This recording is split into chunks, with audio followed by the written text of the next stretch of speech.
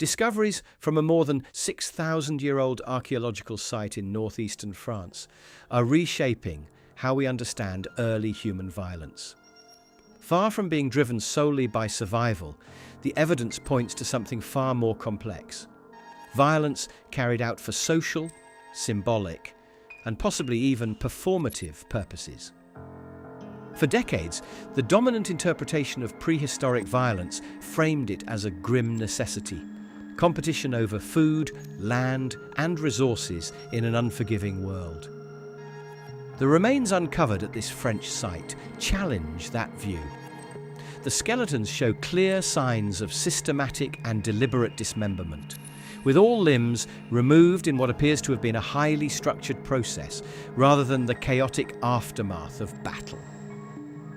This was not random brutality. It was ritual. Archaeologists now believe these individuals were likely captives taken after a conflict between different groups and executed in a formalized manner following their defeat. Scientific analysis deepens the story.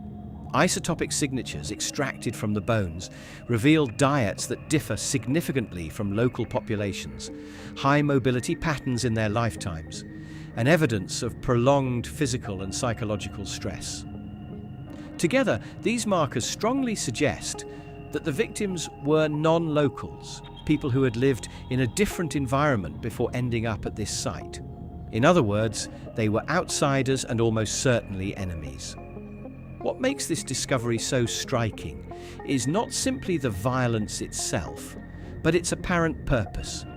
This was not hurried disposal of the dead, battlefield carnage, or survival cannibalism. Instead, the structured nature of the dismemberment points toward a public and symbolic act, one that likely carried meaning for the community that carried it out. Such acts may have served to reinforce group identity, demonstrate dominance over rivals, communicate power to both insiders and outsiders, and transform warfare into ritual. In this sense, violence becomes performance, a social language rather than a purely practical act. The most unsettling possibility is that this site represents a form of ritualized bloodletting as communal spectacle.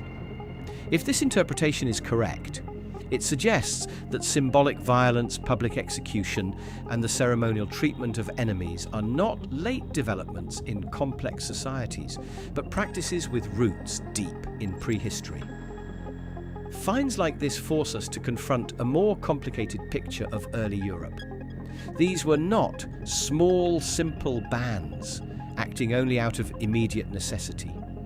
They were communities capable of organizing warfare, transporting captives, performing formalized rituals, and assigning meaning to the bodies of their enemies. This is social complexity and ideological behavior on a scale we are only beginning to recognize in the Neolithic world.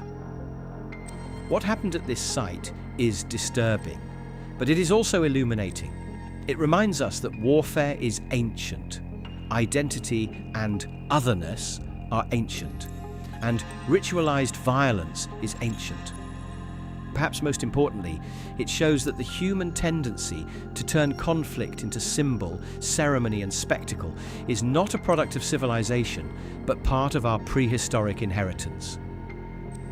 As more data emerges from this site, it may fundamentally change how we interpret power, warfare, and social meaning in early European societies, pushing the origins of ritualized violence thousands of years deeper into the human past.